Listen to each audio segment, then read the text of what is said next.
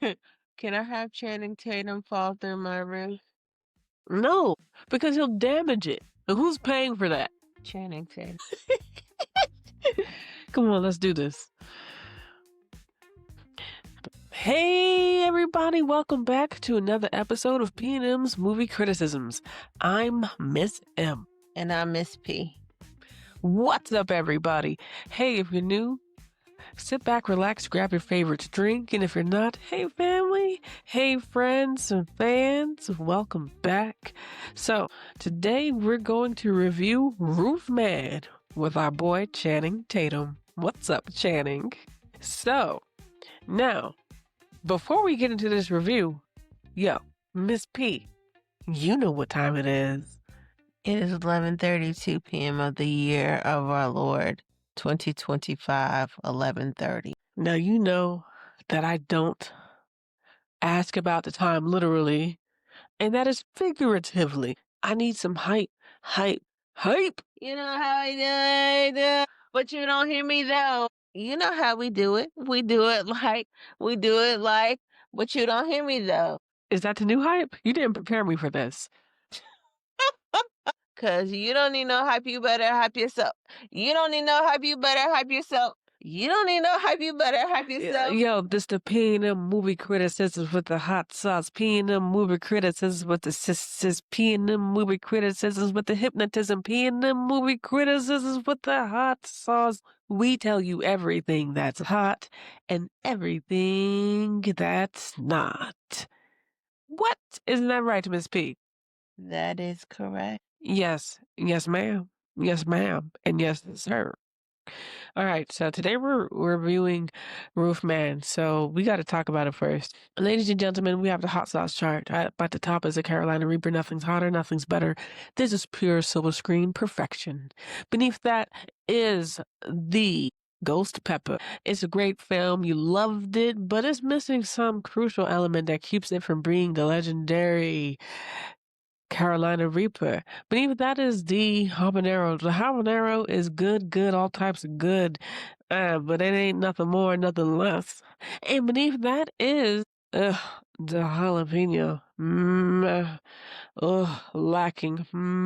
And underneath that is the bell pepper. Mild, all types of mild. Give me my money back, please. And the hours that I wasted of my life. Isn't that right, Miss P? That is correct. Well, with that said, how do you rate it, Roofman? I'm going to give it a ghost pepper. What? Ghost pepper? A ghost pepper? Huh, interesting. Very, very interesting. Yes. Very interesting. Well, it does have a full story arc, for sure. As for the character arc, I'm gonna have to think about that. I'm giving it a habanero. Maybe I'll change my mind. I don't know. But one thing I can say is we need to justify our ratings. Do we like it or do we love it? Is it historically accurate? Did it strike my emotions? Did it keep my attention? What are the production elements looking like? What's the directing looking like? What's the quality of acting? What's the sound quality and effects? And number one, cinematography. You know what it is. Did you like it or did you love it? Oh, I love. What did you love about it? It's based on I like movies that are based on true stories. That's just me. I'm just one of those people. I like movies that are based on true stories because it really did happen. That was interesting. Roofman, that is a really interesting movie. Let's read a synopsis from IMDb. A charismatic criminal, while on the run from the police, hides in a hidden space of a toy store. There, he adopts a new identity and becomes involved with an employee, beginning a relationship as unlikely as it is risky. This guy Okay, he could have been scot-free. They never would have found him again, Jeffrey Manchester. But this is the power of love, ladies and gentlemen. This guy gets involved in this relationship with Lee Wayne Scott, played by none other than the OG Kirsten Dunst. What's up, Kirsten? You know Kirsten. She's iconic for like the first Spider-Mans with like Tobey Maguire, an upside down kiss, and everybody was trying to recreate it, and I don't know why, but yeah. Anyways, did. I liked it. It was interesting. I think that it was a different role for Channing, and I like that a lot. To me, he's another person that gets typecast a lot. He always plays like the hunky jock or the dumb jock or the dumb cop or, it's always like he has to play like dumb down himself for whatever reason. So this was a good like step up. Not, he was in that movie too, but this is a good step up for him to show his acting chops actually. And it's about time. I want to see actors display a wide range of, well, acting. And the only way to do that is for them to get different parts. So kudos on casting Channing. And I like that. And I think this is part of the reason why she gets a ghost pepper. She gives it a ghost pepper. Did it strike your emotions, keep your attention? It always keeps my attention because I'm always trying to do other stuff. And this one kept my attention 100%. You heard that, ladies and gentlemen. She's always trying to do other stuff, even while watching a movie, but she couldn't. It kept my attention. I liked it. When the church needs toys, does he steal them from the toy store? Yes. But he did it from a good place. And his heart is kind of like a Robin Hood, kind of. Almost like a modern day type of Robin Hood, except for like he's the stealing part and everything, but the toys, yeah, I think. Anyways, Miss P, what about those production elements? The production elements were great, and I'll tell you why. The movie was done on a big budget. It was 19 million. So anytime you have a big budget, you're either gonna flop a doodle or you're gonna be great. And this movie didn't flop. It did not flop, as many people thought it would, but it did.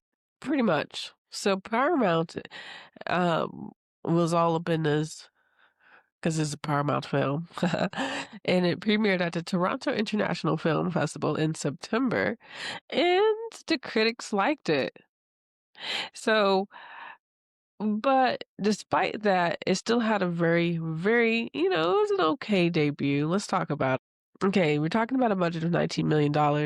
Domestic, we have in the box office $22 million, $739,882.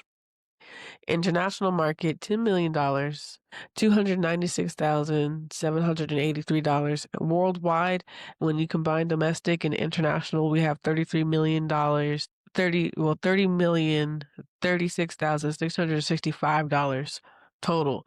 So with a budget of $19 million and some heavy promotion from Paramount, especially with the Toronto Film Festival, our beautiful film with our boy Channing Tatum is lacking.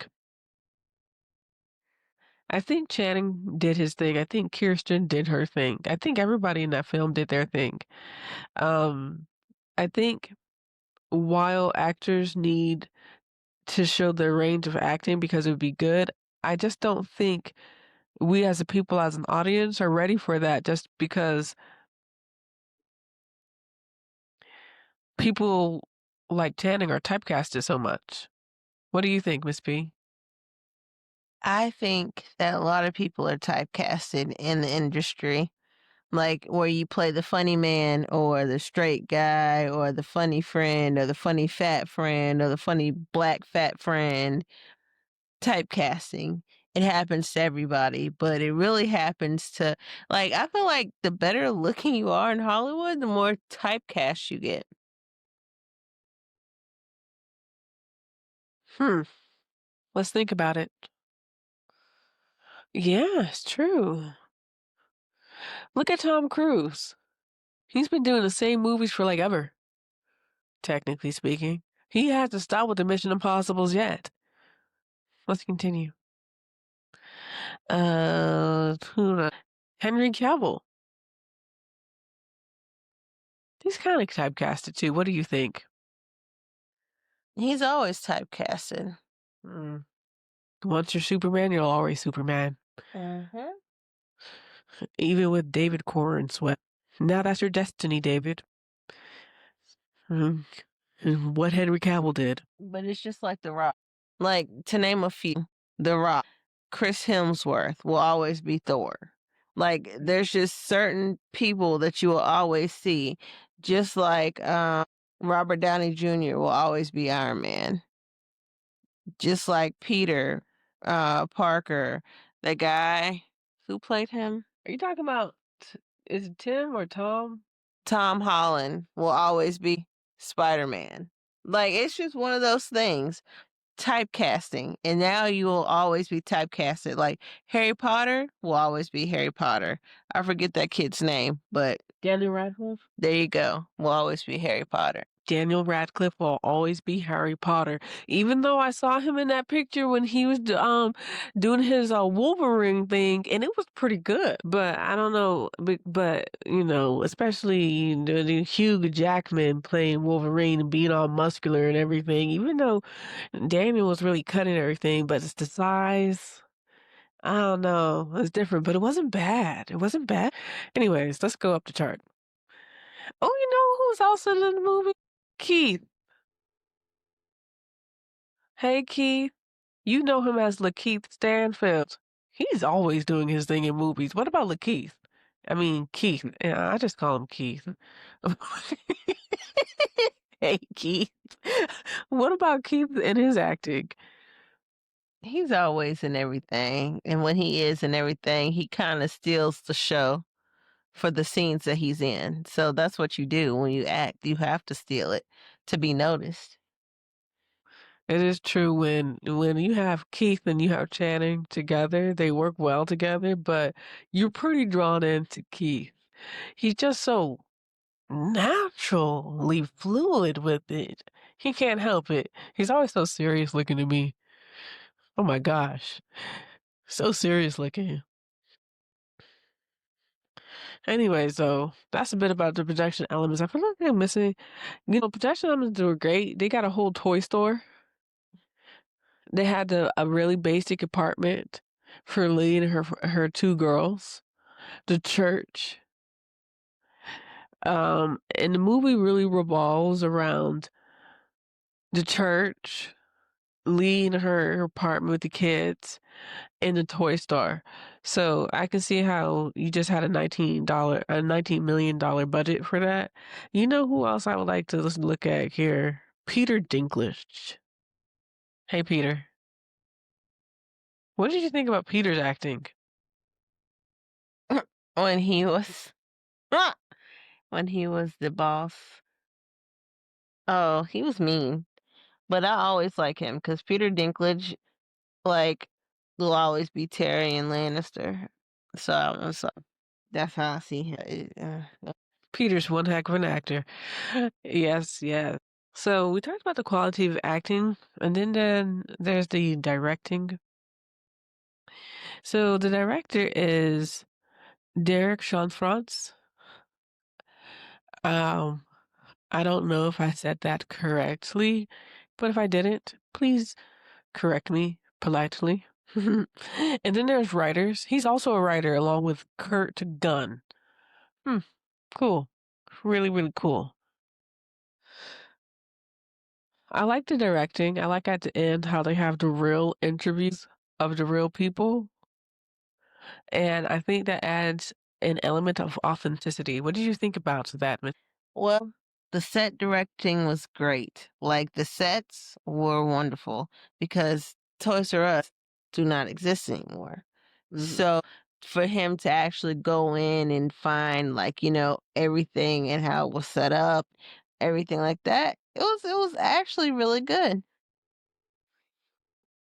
I couldn't agree more. Your production design department was on point. It's a wonderful production design department. So I guess that leads to the sound quality and effects. Not very much in the way of effects, but sound quality is decent, right? Yes, the lights were light and the darks were dark. You know, the church was actually lit like a church would be normally. So I thought it was great. It's true. You had the lighting of a department store and the lighting of a church and the lighting of a really small basic apartment. What about that cinematography? Boo, boo, boo, boo, boo. Cinematography was wonderful for this movie. I like the outside shots because it wasn't, you know how they usually have extras doing all the crazy, stupid stuff? It was just like shots, and I like just still shots without all the people mobbing around looking at the camera as they pass. I mean, there was some of that, but it wasn't a lot. Like, it was overly done. I agree. Taking this into consideration, I'm still going to give the movie a habanero, but maybe I'm being too harsh because basically Jeffrey escapes from prison successfully. He then hides out in a Toys R Us, falls in love, and becomes a really good stepdad. And then I'm not going to say what happens, he goes back to jail. As far as the character arc, or rather the story arc is, it made a full circle. What do you think? Come back to me. But because it's a biopic and because he went to jail and Lee's life continued, the girls, her daughter's lives continued, he goes to jail. The character arcs don't complete themselves. And if a character arc doesn't complete, guess what? The story arc doesn't complete. And this is why. But it's not fiction, it's a biopic. So I feel like I should probably grade it differently. I'm going to put it at a high habanero for me. A high habanero. And that's all I gotta say about it. What's up? That it was good. Good work. I don't know. I think you should change it. Really, really look at it because it had a beginning, a middle, and end. It was De Machina. Like everybody had their final little hurrahs. Like it wasn't like the breaking machine. Like it wasn't like that where it was beginning, middle, middle, middle, abrupt, and like it actually ended. It was actually written well. Channing Tatum actually stepped up and played, a different role.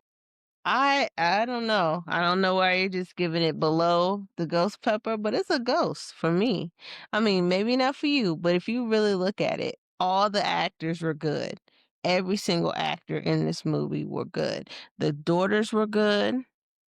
The ex-wife was played well. Like, you can't go wrong. Show me how show me how this is a ghost pepper and just a habanero. Okay, there are movies that capture my attention. I go by how it feels and how it really captures my attention. When I think about movies that really captured my attention, like The Substance, did you see that? With Demi Moore? Boy, did that hold my attention. Well, Forrest Gump. It's a pretty good movie. Really keeps your attention. For me, there are some elements that it's missing that keeps it from being a ghost pepper. I mean, if you think about your ghost pepper movies, maybe like Training Day, or what's something similar? Or will we put Training Day at like a Carolina Reaper? Well, how would you rate Training Day? Carolina Reaper or Ghost Pepper? Ghost pepper. Okay. When you think about a movie like Training Day and you put that as a Ghost Pepper, think about Roofman. Is it really in the Ghost Pepper family? Yes, because both of them had to do with the crooked cops and people going to jail and escaping, and it was on the same Like, the acting isn't up there because it's Denzel. I mean, let's be honest. It was basically the same side of two different coins. Well, It's close, but it's no cigar. Channing, I love you, but I'm not going to go from a habanero to a ghost pepper. I'm going to give it a high habanero. which is basically a ghost pepper, but it's okay. I have nothing else to say. What about you, Miss P? No, I mean, I'm good, you good, we great. Ladies and gentlemen, follow us, subscribe. You know how it's done. Give us some movies to review. We love that. Engage with us. Hey, everybody. I'm Miss M, and I'm about this piece. And I'm Miss P. Bye. See y'all later.